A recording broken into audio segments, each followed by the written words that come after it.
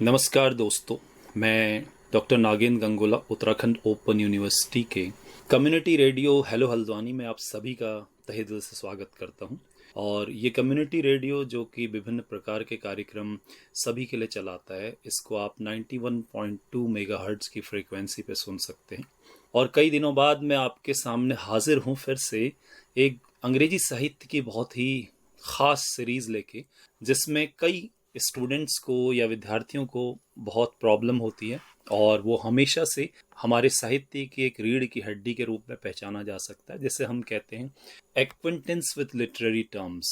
यानी कि literary terms जितने होते हैं, साहित्य से संबंधित जितने टर्म्स हमारे पास होते हैं, उनकी एक जानकारी आपको न सिर्फ साहित्य के क्षेत्र में बहुत ही शानदार तरीके से एक अंदरूनी पैठ आपकी बनाती है, या बल्कि आप कह सकते हैं कि आप उसको बहुत आसानी से समझ पाते हैं अगर आपको इन तरीके की शब्दावलियों या परिभाषाओं की एक गहन जानकारी है।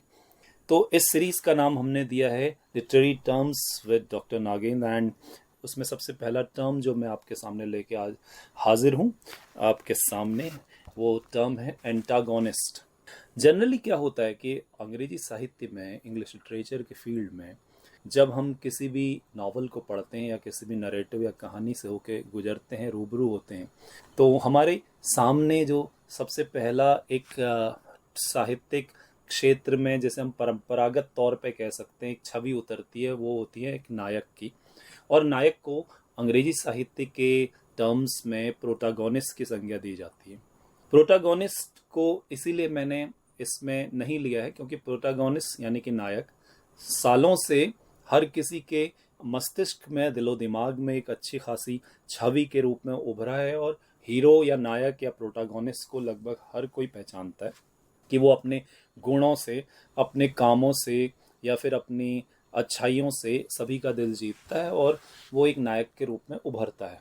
लेकिन जब बात एक और उसके समकक्ष किसी दूसरे टर्म की हो, तो सबसे पहला जो टर्म आया है, इसीलिए मैंने इस सीरीज में सबसे पहली शब्दावली उसी में ली है, जिसे हम एंटागोनिस्ट कहते हैं। तो आइए चलते हैं एंटागोनिस्ट के बारे में कुछ जानते हैं। और एंटागोनिस्ट की सबसे पहले मैं आपको कुछ परिभाषा बता दूं, परिभाषा जो कि बिल्कुल अपने एक सरल अंदाज में हो और जिसे आप अच्छी तरीके से समझ सके। तो इसको हम बिल्कुल साहित्यिक परिभाषा ना बना के बिल्कुल आम भाषा की परिभाषा बनाने की कोशिश करेंगे। तो आप देखते हैं कि जनरली क्या होता है कि किसी भी नरेटिव या कहानी में अगर आप एक प्रोटैगनिस्ट या नायक को पाते हैं, तो उस नायक के साथ साथ जब कहानी आगे बढ़ती है, जब प्लॉट आगे बढ़ता है, तो नायक के सामने कुछ आते हैं चैलेंजेस, चुनौतियां हैं।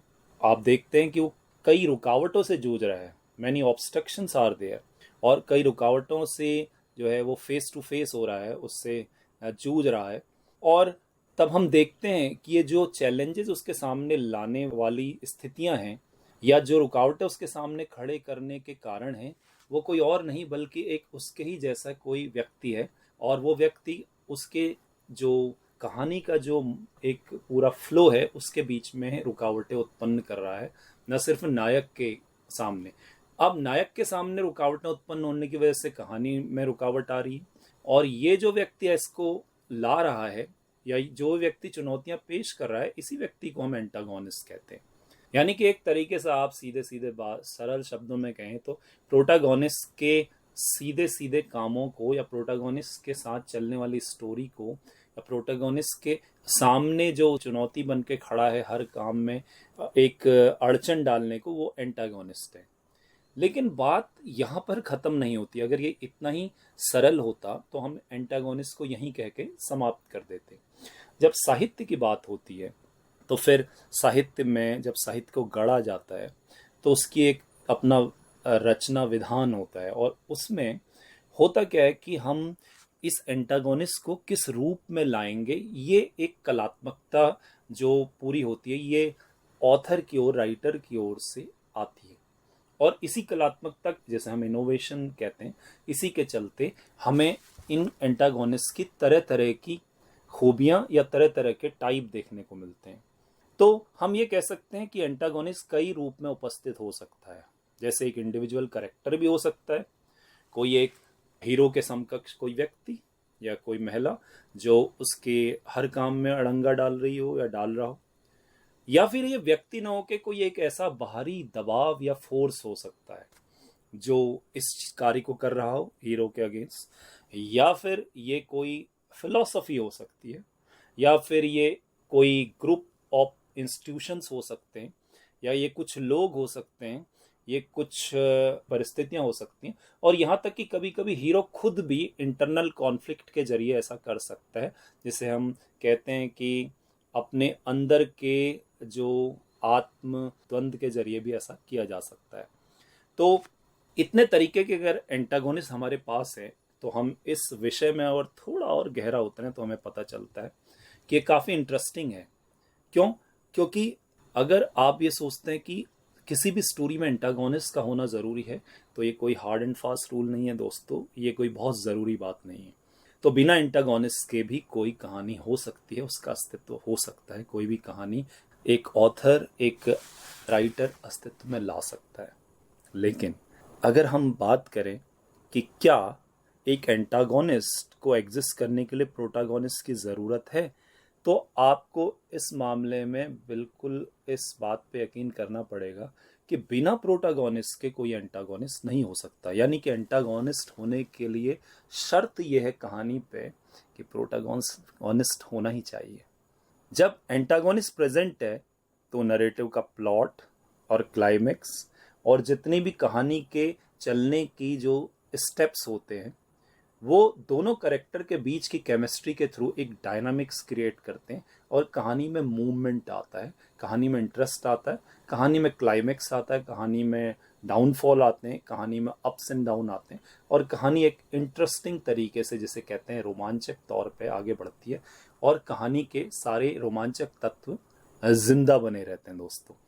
तो अगर बात करें कि ये शब्द एंटागोनिस्ट एक्चुअली कहाँ से आया, कहाँ से इसका उदय हुआ है, तो ग्रीक शब्द जो है जिसका नाम है एंटागोनिस्टिस, ANTAGONISTES, जिसका मीनिंग हुआ करता था उस समय अपोनेंट या कॉम्पिटिटर या राइवल, जिसे हम कह सकते हैं कि एक प्रतिद्वंदी आपका, उसको हम ये कहते थे ग्रीक में। और यहाँ पर भी जिस तरीके से मैंने बयान किया है, अगर आप देखें तो एंटागोनिस्ट कुछ ऐसा ही उभरता सा प्रतीत होता है। अब बात करते हैं दोस्तों कि अगर एंटागोनिस्ट ये है और इसके इतनी शर्तें हैं, या इन खूबियों पे एंटागोनिस्ट हम नापते हैं, या फिर बिना प्रोटागोनिस्ट के एंटागोनिस्ट नहीं हो सकता। और जब मैंने अभी बात की थी कि कोई भी जो ऑथर है, कोई भी लेखक इस एंटागोनिस्ट को आपके सामने पेश करने के लिए अपनी स्वतंत्रता लेता है और अपनी क्रियाशीलता या कलात्मकता से उसको उभारता है या गहराता है। तो अब मैं उसी ओर आपको ले चलता हूं। तो कौन किस तरीके से एक एंटागोनिस्ट को ला सकता है किसी नरेटिव के अंदर, कहानी के अंदर, वो किस किस तरीके से आपके सामने मौजूद हो सकता है, उन सारे शब्दों पे बात करते हैं। तो सबसे पहले आपको ये जान लेना ज़रूरी होगा कि आदमी के अगेंस्ट एक आदमी एंटागोनिस्ट हो सकता है, आदमी के अगेंस्ट कोई फोर्स एंटागोनिस्ट हो सकता है, आदमी का खुद का सेल्फ इंटरनल कॉन्फ्लिक्ट एक एंटागोनिस्ट हो सकता है, उसका कोई एक विश्वास जो उसको बर्बादी की ओर ले जाए वो भी एंटागोनिस्ट हो सकता है, उसके अंदर कोई कमी या फिर चरित्र में कोई कमी जिसे हम कैरेक्टर फ्लॉ कह सकते हैं, और ये उसके अंदर हो सकता है उसका एंटागोनिस्ट जो उसको बर्बादी की ओर ले जाए। इसके अलावा अगर आप और एक विस्तृत तरीके से सोचें, ब्रॉड टर्म में जाएं, तो नेचर भी एंटागोनिस्ट हो सकती है, टेक्नोलॉजी भी एंटागोनिस्ट हो सकती है, फेट भी एंटागोनिस्ट हो सकता है, और भी कई तरीके की।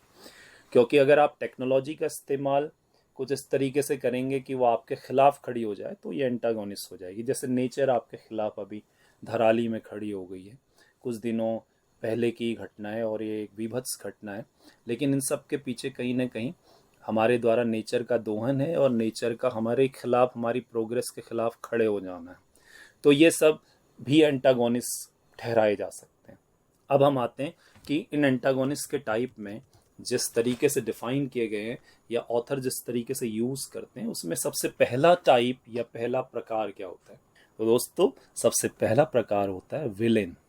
विलेन शब्द आपके लिए कुछ ऐसा है जैसे सांस लेना, क्योंकि बचपन से जब से आपने चलचित्र की दुनिया में कदम रखा है दोस्तों, तो आप विलेन शब्द से बहुत अच्छी तरीके से वाकिफ हैं। और आप जानते हैं परंपरागत तौर पे विलेन की एक डीप हिस्ट्री रही है, और ये इतना ज़बरदस्त है कि हीरो अगर एक बहुत ही अच्छा मॉरल नैतिकता वाला और दूसरों की मदद करने वाला, अपने त्याग करने वाला अगर उसे दिखाया जाता है, अच्छाइयों में डूबे रहने वाला, तो हमेशा दूसरी ओर उसके अगेंस्ट विलेन को दिखाया जाता है जो बुराइयों की ओर है, अनैतिक कामों की ओर है और जो स्वार्थी है। तो विलेन भी एंटागोनिस्ट का ही एक टाइप है, क्योंकि वो भी हीरो के अगेंस्ट है। तो एंटागोनिस्ट से एक ब्रॉडर टर्म हो गया और विलेन उसके अंदर आने वाला एक टाइप हो गया।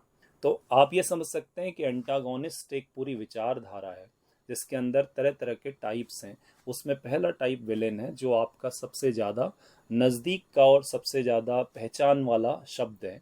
और इसके लिए हम कह सकते हैं कि चाहे कोई भी फिल्म हो, कोई भी लिटरेचर हो, उसमें आपको विलेन दिखे ही हैं हमेशा, और उन विलेन्स को आप पहचान सकते हैं, चाहे शेक्सपियर के ड्रामा हो, चाहे फिर किसी का नरेटिव हो। यहाँ पर विलेन्स की भरमार है और विलेन नाम से उन्हें कई बार इंट्रोड्यूस किया जाता है।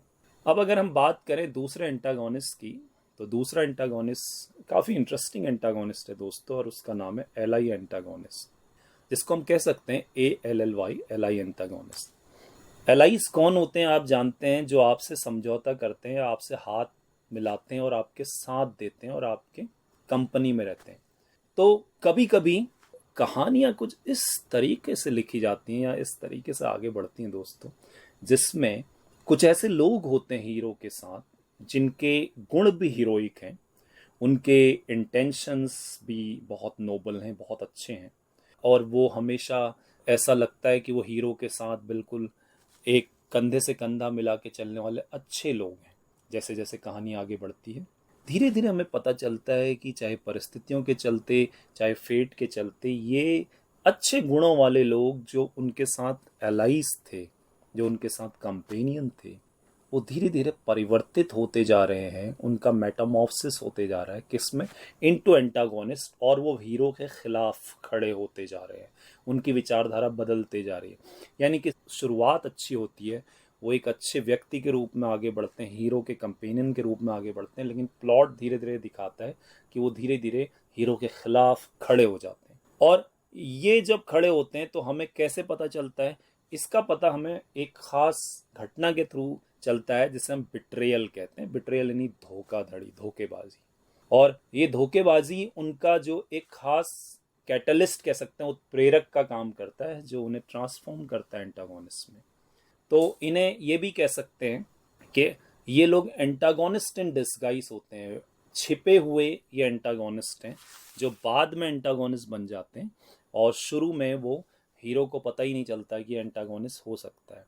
और उनके मोटिव्स या उनका जो अल्टीमेट एम है वो हमें क्लाइमेक्स में जाके पता चलता है, जब कहानी में कुछ नहीं किया जा सकता, क्योंकि क्लाइमेक्स के बाद आपको पता है दोस्तों कि किसी भी नरेशन में सीधे डाउनफॉल आता है।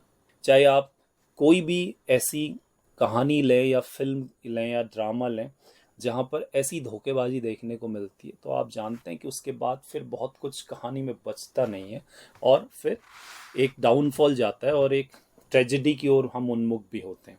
तो ये होते हैं एलाई एंटागोनिस्ट।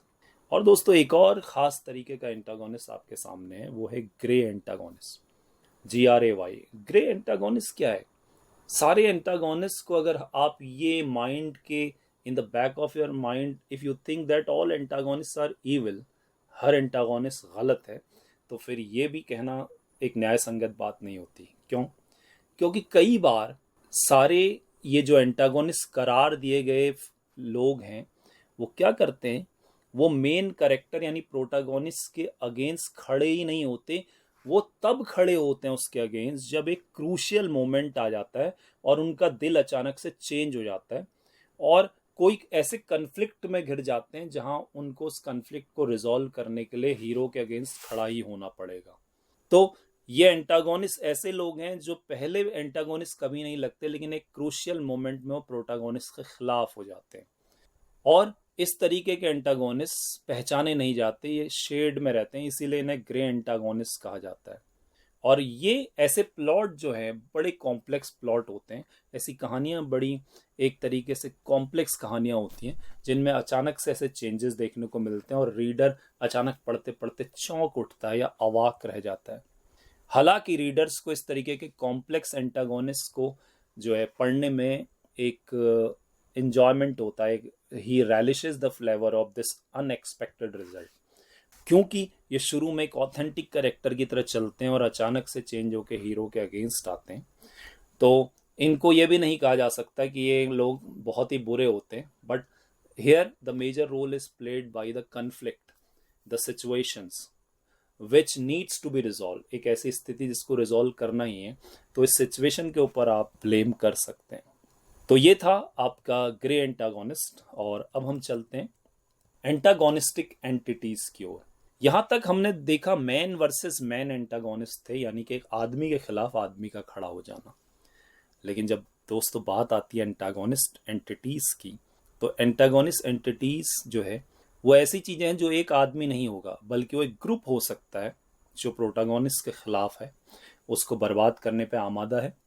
कोई समाज हो सकता है, सोसाइटीज जो खिलाफ हैं प्रोटागोनिस्ट के, कोई ऑर्गेनाइजेशन हो सकता है, कोई सरकार हो सकती है, और प्रोटागोनिस्ट वर्सेस, यहाँ मैन वर्सेस मैन लड़ाई ना होके द प्रोटागोनिस्ट वर्सेस सोसाइटी हो जाता है। और ऐसा हमें बहुत ज्यादा देखने को मिलता है। जैसे आपने सुना होगा कि एक डायस्टोपियन नॉवल होती है या साइंस फिक्शन होती है। देखिए, अगर आपने ये नहीं सुना है तो मैं थोड़ा सा इजी कर देता हूँ आपके लिए। देखिए, यूटोपियन नॉवल वो नॉवल होती हैं जो आपके फ्यूचर को बड़ा ही सुखमय और बहुत ही शानदार दिखाती हैं।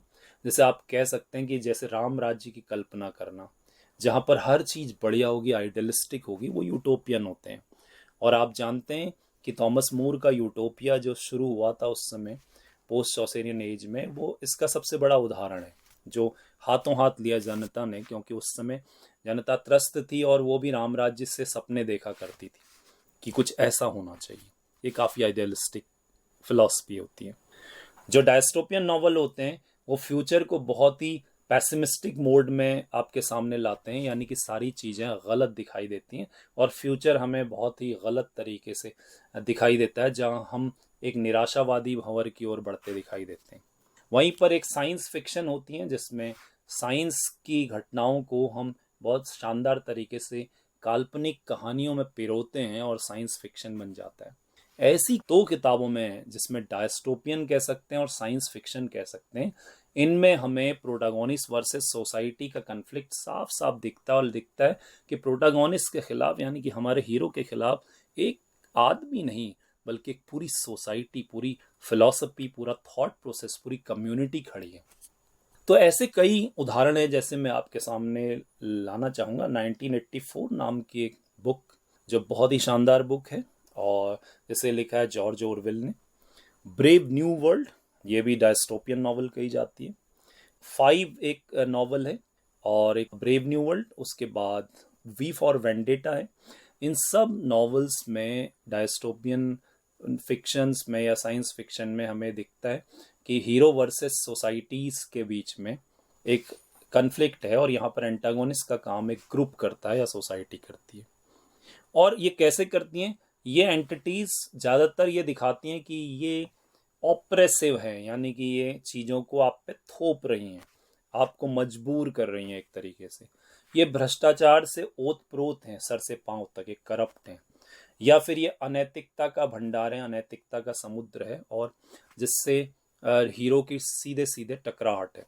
तो ये एंटागोनिस्ट एंटिटीज के रूप में जाने जाते हैं। तो देखिए, एंटागोनिस्ट जो कि एक छोटा सा वर्ड था, वो कितनी गहराई में गोते लगा रहा है, और हम धीरे धीरे सीख रहे हैं कि हम साहित्य के अंदर एंटागोनिस्ट को गहराइयों से कैसे कैसे पकड़ सकते हैं। अब हम आते हैं नॉन ह्यूमन एंटागोनिस्ट। अभी तक हम सब लाइव चीज़ों की बात कर रहे थे, चाहे सोसाइटी हो, चाहे मैन वर्सेस मैन हो। अब आपके सामने जो एंटागोनिस्ट मैं लेके आ रहा हूँ वो है नॉन ह्यूमन एंटागोनिस्ट। तो प्रश्न उठता है, क्या सिर्फ आदमी एंटागोनिस्ट हो सकता है या जिंदा व्यक्ति हो सकता है? नहीं, एंटागोनिस्ट होने के लिए आपको ह्यूमन होने की ज़रूरत बिल्कुल भी आवश्यक शर्त के रूप में नहीं है। एनिमल्स, क्रिएचर्स, मॉन्स्टर, और सुपरनेचुरल्स, ये भी एक बहुत ही इंगेजिंग और बड़े भयानक टेरिफाइंग एंटागोनिस्ट के रूप में आपके सामने प्रस्तुत किए जा सकते हैं कहानियों के माध्यम से। जैसे कुछ नॉन ह्यूमन एंटागोनिस्ट क्या करते हैं कि वो एंटागोनिस्ट के रूप में एक्चुअली कुछ ऐसे एब्स्ट्रैक्ट आइडियाज को ला रहे होते हैं, ठीक है, जैसे लाइक डेथ और फियर ऑफ द अननोन। कोई ऐसा एंटागोनिस्ट जो नॉन ह्यूमन हो और हम उसके थ्रू सिंबलाइज करें मौत को, या उसके थ्रू सिंबलाइज करें डर को, या फिर कोई ऐसा जानवर जिसके थ्रू हम सिंबलाइज करें डर को, मौत को। जैसे हमें गॉडजिला की बात करें, गॉडजिला कैरेक्टर वो एक सिंबलाइज करता है, पूरा एक मॉन्स्टर है और वो पूरा सिंबलाइज करता है इसको कि वो कैसे पूरी एक डर और मौत के रूप में एक सिंबल है। तो है तो एंटागोनिस्ट, आप उसे प्रोटागोनिस्ट तो करार नहीं दे सकते, बट नॉन ह्यूमन एंटागोनिस्ट की कैटेगरी में आता है। तो नॉन ह्यूमन एंटागोनिस्ट इस तरीके से आपके सामने किसी भी कहानी में पेश किए जा सकते हैं। वो एनिमल्स के रूप में आ सकते हैं, मॉन्स्टर के रूप में आ सकते हैं, सुपर नेचुरल्स के रूप में आ सकते हैं। जैसे आप जानते हैं कि आपने ड्रैकुला नाम का जो करेक्टर देखा है वो सुपर ह्यूमंस में आता है, लेकिन वो हमेशा मानवता के खिलाफ है, टेरिफाइंग है, और वो एब्स्ट्रैक्ट आइडिया जैसे डेथ या फियर को हमारे सामने इम्पोज कर रहा है, तो वो भी नॉन ह्यूमन एंटागोनिस्ट में आ सकता है। अब आते हैं अपोजिंग फोर्सेस। एक एंटागोनिस्ट वो होता है जो आपके विरोध में कुछ ताकतें होती हैं जो दबाव बनाती हैं। जैसे ऐसी कौन सी ताकत हो सकती है दोस्तों जो किसी प्रोटागोनिस्ट के खिलाफ दबाव बना सकती है और वो नॉन ह्यूमन हो? तो जैसे हम कह सकते हैं नेचर, जैसे हम कह सकते हैं समुद्र। लाइफ ऑफ पाई अगर आपने देखी हो तो आपको पता है कि ये पूरा विशाल समुद्र उसके सामने एक एंटागोनिस्ट फोर्स के रूप में खड़ा है, जिसको उसको पार करके ही जाना है, जिसमें आने वाले चैलेंजेस को उसने फेस करना है। वो विशाल समुद्र उसके सामने एक से एक चुनौतियां पेश करने वाला है। ठीक वैसे ही और एंटागोनिस्टिक फोर्सेस हो सकते हैं, जैसे टेक्नोलॉजी या टेक्नोलॉजिकल एडवांसमेंट। अगर हम कहीं पर टेक्नोलॉजी के थ्रू कुछ ऐसे रोबोट्स या कुछ ऐसी मशीनरीज या कुछ ऐसे एलियंस क्रिएट कर पाने में सक्सेस होते हैं जो एंटायर ह्यूमैनिटी को लील जाने को या निगल जाने को तैयार हैं, और एक प्रोटागोनिस्ट उसके अगेंस्ट काम कर रहा है और वो इस पूरी मानवता को बचाना चाहता है, तो ये टेक्नोलॉजिकल जो हमने क्रिएट किए हैं फोर्सेस, ये अपोजिंग फोर्सेस हैं। जैसे अगर मैं बता दूं कि टर्मिनेटर मूवीज में भी कुछ ऐसे अपोजिंग फोर्स देखने को मिलते हैं। नेचर या टेक्नोलॉजिकल एडवांसमेंट के अलावा और क्या अपोजिंग फोर्सेस हो सकते हैं दोस्तों? भाग्य, फेट जिसे कहते हैं, ये एक बहुत ही गजब का अपोजिंग फोर्स है जो प्रोटागोनिस्ट के सामने जो है एक सुरसा की तरह मुंह फाड़ के खड़ा हो जा सकता है, और प्रोटागोनिस्ट चाहे कितना ही बचना चाहे नहीं बच सकता। जैसे इडिपस रेक्स, आपने जो एक ट्रेजेडी देखी है इतनी ज़बरदस्त, उसमें वो किसी भी तरीके से जो भविष्यवाणी है उससे हमारा हीरो कहीं पर नहीं बच पाता और लास्ट में ट्रेजेडी को प्राप्त होता है। और वैसे ही हम और भी कई कहानियों में अगर देखें तो अपोजिंग फोर्सेस बहुत ही मुखर हैं और बहुत मुखर तरीके से आते हैं। तो वहाँ पर कोई आदमी के रूप में एंटागोनिस्ट ना हो के भी अपोजिंग फोर्सेस वहाँ पर मौजूद हैं एक एंटागोनिस्ट के रूप में। और अब हम एंड की ओर चल रहे हैं, और इस एंड में हम बता दें कि एक होता है इंटरनल एंटागोनिस्ट, और ये कोई और एंटागोनिस्ट नहीं दोस्तों, ये हमारे और आपके बीच में सबके दिमागों में, दिलो दिमाग में छा जाने वाला एक ऐसा अंतर्द्वंद है जो हमारी मस्तिष्क को सुन्न कर देता है, सोचने समझने की शक्ति को क्षीण कर देता है, या फिर हमारे अंदर मौजूद ऐसे अवगुण हैं, ऐसे वाइसेस हैं जिस या ऐसे चारित्रिक फ्लॉज हैं जिसे कहते हैं कैरेक्टर फ्लॉज, या हमारे द्वारा की गई कुछ मिस्टेक्स जो हमारे ही खिलाफ खड़ी हो जाती हैं, हीरो के ही खिलाफ। और इंटरनल एंटागोनिस्ट का सबसे बड़ा रोल होता है किसी भी ट्रेजेडीज को लाने में, जिसमें आपने एक शब्द भी सुना होगा शायद क्रिटिकल थ्योरीज में, हेमार्शिया नाम से, जिसे हम ट्रैजिक फ्लॉ कहते हैं। प्रोटागोनिस्ट जिसमें अपनी बर्बादी उस फ्लॉ के कारण ही लाता है। जैसे आपने देखा है हेमलेट में वो इनडिसाइसिवनेस जिसे कहते हैं, कि इनडिसीजन की स्थिति जो हमेशा उसके सामने होती है और वो हमेशा डिसीजन लेने में देर करता है और पोस्टपोन करता है, और इसकी वजह से वो एक ट्रेजेडी को प्राप्त होता है। जैसे आप जियो ऑफ माल्टा में बारबस को देखते हैं कि उसकी ओवर एम्बिशन और ग्रीड उसको किस तरीके से पहुंचा देती है उस कगार पे जहां उसका पतन निश्चित होता है। जैसे किंग मिडास की अगर आपने कहानी सुनी होगी, जिसके छूते ही सारी चीज़ें गोल्ड हो जाती हैं, कैसे उसके अवगुण उसको इस मुकाम पे पहुंचा देते हैं कि वो अपनी बेटी तक को मार देता है और भूखे मर जाता है अपनी गोल्डन टच के इस एम्बिशन को लेके। तो ये उसके अंदर के ही इंटरनल एंटागोनिस्ट हैं जो उसके खिलाफ खड़े हो गए, और कब उसको ख़त्म कर दिया या कब उसको पतन की ओर ले गए ये खुद ही पता नहीं लगा। और हीरो होने का, एक प्रोटागोनिस्ट होने का पूरा एग्जिस्टेंस जो है आपका संकट में पड़ गया और आप ख़त्म हो जाते हैं। तो ये रहे दोस्तों सारे टाइप ऑफ एंटागोनिस्ट। आशा करता हूँ कि आप लोगों ने इन सारे एंटागोनिस्ट को बहुत बारीकी से सुना होगा और समझा होगा, और ये एंटागोनिस्ट आपको अब किसी भी नरेटिव को या कहानी को समझ के आगे चलने में बहुत ज़्यादा कारगर सिद्ध होंगे और आपको बहुत हेल्प करेंगे। और जाते जाते दोस्तों बस 2-3 चीज़ें और आपके सामने बता देता हूँ जो एंटागोनिस्ट से रिलेटेड है। कि एंटागोनिस्ट बेसिकली अगर हम कहें तो जो प्लॉट में एंटागोनिस्ट है वो टेंशन क्रिएट करता है। एक बाइनरी बहुत ज़रूरी होती है एक डायनामिक्स लाने के लिए, एक और प्रोटागोनिस्ट एक और एंटागोनिस्ट, यानी दो धुरी जिसे कहते हैं, बाइपोलर जिसे कहते हैं, वो वाली डायनामिक्स बहुत ज़रूरी होती है। तब प्लॉट में कन्फ्लिक्ट जो है अपनी ऊंचाइयों तक जाता है, ड्रामा अपनी हाइट को अचीव करता है। और हीरो की जर्नी में ये ऑब्स्ट्रक्शंस जो हैं वो चैलेंजेस उसकी जर्नी की, उसके जो गति है इस कहानी को उसको बढ़ाते हैं। और ये एंटागोनिस्ट हमेशा क्या करता है, प्रोटागोनिस्ट के प्लान या प्रोग्रेस के आड़े आता है। एंटागोनिस्ट का एक गोल होता है कि उसे अगेंस्ट ही रहना है प्रोटागोनिस्ट के, और एंटागोनिस्ट हमेशा ऐसा प्लान करता है कि वो जितना भी हो सके अपना गोल प्राप्त करने के लिए अनहीरोइक या अनैतिक जितने भी तरीके के जोड़ तोड़ हो सकते हैं साम दाम दंड भेद से, वो हीरो को बस रोकना चाहता है या उसकी प्रोग्रेस को रोकना चाहता है। आशा करता हूँ कि literary terms with doctor Nagendra में आपको पहला टर्म एंटागोनिस्ट कई बारीकियों की ओर ले गया होगा और आपको कुछ ऐसी चीज़ों से अवगत कराया जिससे आपको आगे साहित्य को पढ़ने और उससे संबंधित जितने भी ऐसे जो टर्म्स होते हैं जहाँ पर हम अटक के रह जाते हैं या फिर कभी कभी पूरा क्लियर नहीं हो पाता कंसेप्ट, उसको क्लियर कर पाने में आपको ये सीरीज पूरी तरह मददगार साबित होगी।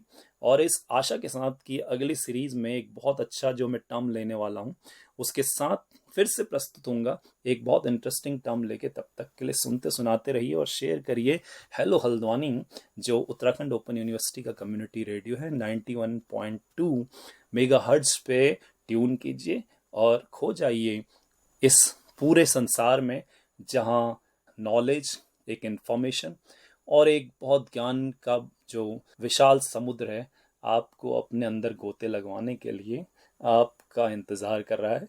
दोस्तों तब तक के लिए आपसे विदा लेता हूँ। Thank you, have a nice day.